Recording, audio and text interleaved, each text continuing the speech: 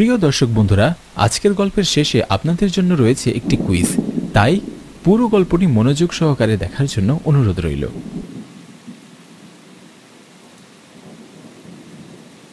Sir, বাসায় যাবেন না?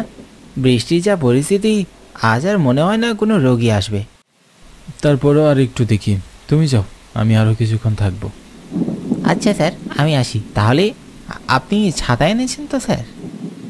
হ্যাঁ, ছাতা এনেছি, তুমি যাও, সমস্যা নেই। আমি কিছুক্ষণ পরে স্বাস্থ্যকেন্দ্র বন্ধ করে আসছি। ডাক্তারি পেশার অভিজ্ঞতা আমার বেশি দিনের নয়। 6 বছরের ছোট্ট ক্যারিয়ার জীবনে বেশ কয়েকবার আমাকে বিভিন্ন কর্মস্থলে বদলি হতে হয়েছে।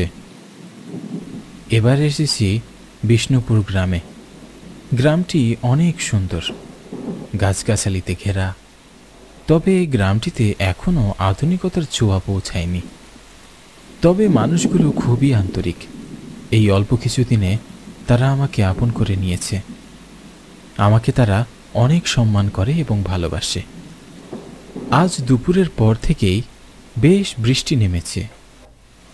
আজ আর রোগী আসবে বলে মনে হচ্ছে না। আর কিছুক্ষণ দেখব, যদি কেউ আসে তো আসলো, না আসলে বাড়ি ফিরে যাব।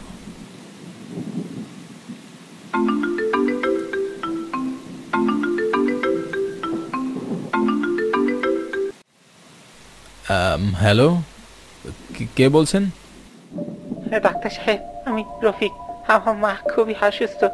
আপনি যদি আমার বাড়িতে একটু আসতেন। কি হয়েছে আপনার মার? কোথা থেকে বলছেন আপনি? আমি দক্ষিণ পাড়ার রফিক বলছি। কিছুদিন আগে আপনার চেম্বারে গিয়েছিলাম, কিন্তু আপনাকে পাইনি। কিন্তু এই ঝড় বৃষ্টির রাতে কিভাবে আমি যাব? দয়া করে আমার মাকে বাঁচান। আপনি এক্ষুনি আমার বাড়িতে আসুন, তা না হলে আমার মাকে বাঁচাতে পারবো না। আমি আপনাকে এগিয়ে নেওয়ার জন্য বটতলার মোড়ে অপেক্ষা করব। আচ্ছা ঠিক আছে, তুমি শান্ত হও, আমি আসছি।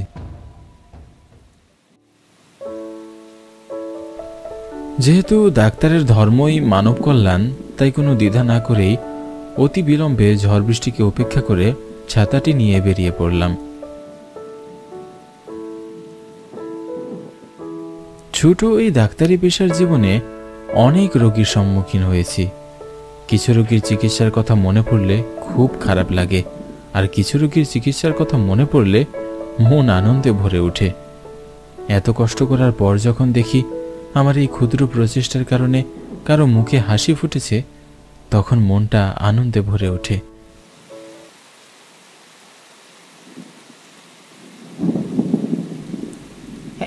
এই যে ডাক্তার সাহেব, আমি রফিক, আপনার জন্য অপেক্ষা করছিলাম। ও, তুমি রফিক? তোমাকে তো খুব অস্থির দেখাচ্ছে। আচ্ছা শোনো, চিন্তার কোনো কারণ নেই। তোমার মায়ের অবস্থাটা কেমন সেটা বলো।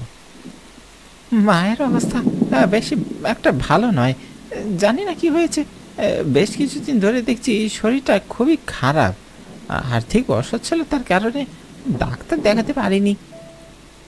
এই ঝড় বৃষ্টির রাতে আপনি এত কষ্ট করে এসেছেন, এর জন্যে আপনার কাছে আমি চিরকৃতজ্ঞ। আরে ডাক্তারের ধর্মই তো হচ্ছে রোগীর চিকিৎসা করা। ঠিক আছে, কথা না বাড়িয়ে তাড়াতাড়ি চলো দেখি তোমার মায়ের কি হচ্ছে। বৃষ্টির প্রখরতা ও বাতাসের তীব্রতায় ছাতাটি ঠিকমতো ধরে রাখতে খুব সমস্যা হচ্ছে।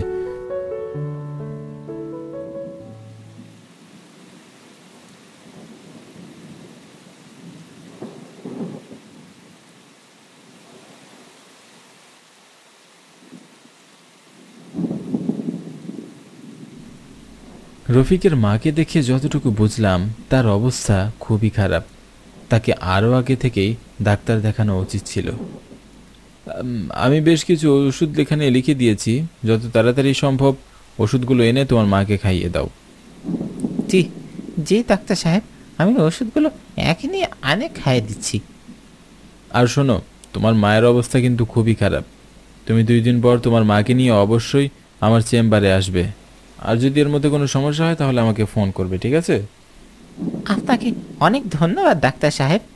আপনার এই ঋণ কোনো দিনই শোধ করতে পারবো না। রফিকের বাসা থেকে বের হয়ে সোজা আমার বাসার দিকে আমি রওনা হলাম। এখন আর চেম্বারে যাব না।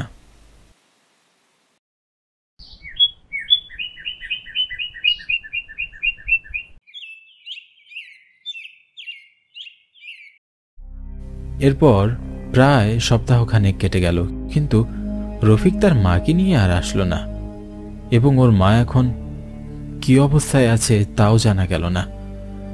যদিও আমি বেশ কয়েকবার ওর সাথে যোগাযোগ করার চেষ্টা করেছি, কিন্তু ওকে পাইনি।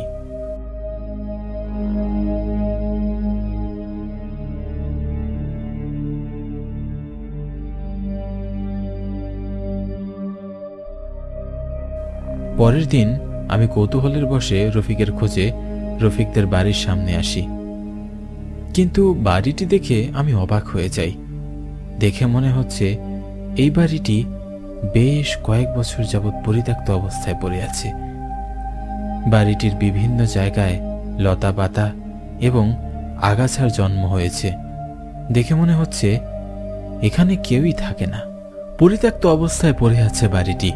কিন্তু আমি তো কিছুদিন আগেই এখানে এসেছিলাম, রফিকের মায়ের চিকিৎসা করে গিয়েছি, কিন্তু আজ হঠাৎ এমন হলো কি করে?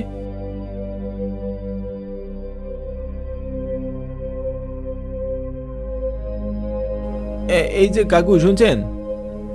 কি হয়েছে বাবা? তুমি এখানে কি করছো? এই বাড়িটির এমন অবস্থা হলো কি করে?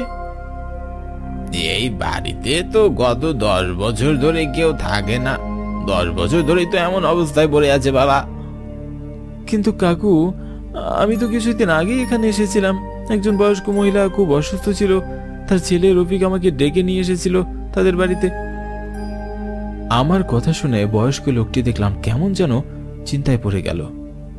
তারপর সে বলল, এই বাড়িতে রফিক আর রফিকের মা থাকতো, কিন্তু 10 বছর আগে রফিকের মা অসুস্থ হয়ে পড়ে।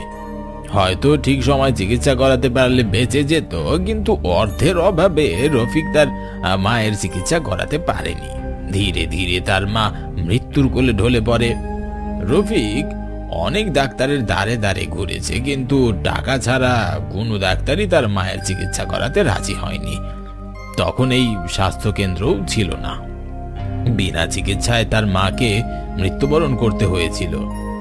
মায়ের এমন মৃত্যুতে রফিকও মানসিকভাবে অসুস্থ হয়ে পড়ে এবং সেও কিছুদিন পর আত্মহত্যা করে বসে। তারপর থেকে এই বাড়িটা পরিত্যক্ত অবস্থায় পড়ে আছে, এখানে কেউ থাকে না। তুমি যেটা দেখেছো সেটা তাদের আত্মা দেখেছো মনে হয়, একটা প্রতিচ্ছবি। এমনটা এর আগেও অনেকবার হয়েছে। মুরব্বীর কথা শুনে আমি খুব হতভম্ব হয়ে গেলাম। সামান্য কিছু অর্থের জন্য মানুষ কিভাবে এত নিষ্ঠুর হতে পারে? এই সমাজ ওদের সাথে এতটাই নিষ্ঠুর আচরণ করেছে যে 10 বছর পরেও এখনো ওদের আত্মা মুক্তি পায়নি। ওরা হয়তো কিছু বলতে চায়। আমি আর কাউকে বিনা চিকিৎসায় মৃত্যুবরণ করতে দেব না। আমি আজও রফিকদের বাসার সামনে এসে দাঁড়িয়ে থাকি, যদিও জানি ওর সাথে আর কখনোই দেখা হবে না। তবে একবার যদি ওর দেখা পাই, তবে ওকে জড়িয়ে ধরে বলতাম, তোমার মার মতো মাকে আমি আর বিনা চিকিৎসায় মরতে দেব না। তোমাকে কথা দিলাম, আমি যতদিন আছি আর কোনোদিন কোনো মা বিনা চিকিৎসায় এই গ্রামে মারা যাবে না। প্রিয় দর্শক বন্ধুরা, আমাদের গল্প আপনাদের কেমন লাগছে তা অবশ্যই কমেন্ট করে জানাবেন। আপনাদের একটি কমেন্ট আমাদের কাজের আগ্রহ আরো বাড়িয়ে দেয়। আর আজকের কুইজ হচ্ছে, গল্পে রফিকের গ্রামের নামটা কি ছিল? কমেন্ট বক্সে আপনার উত্তরটি জানিয়ে দিন। দেখা হচ্ছে আগামী গল্পে। ততক্ষণ ভালো থাকুন, সুস্থ থাকুন আর দেখতে থাকুন আমাদের চ্যানেলের গল্পগুলো।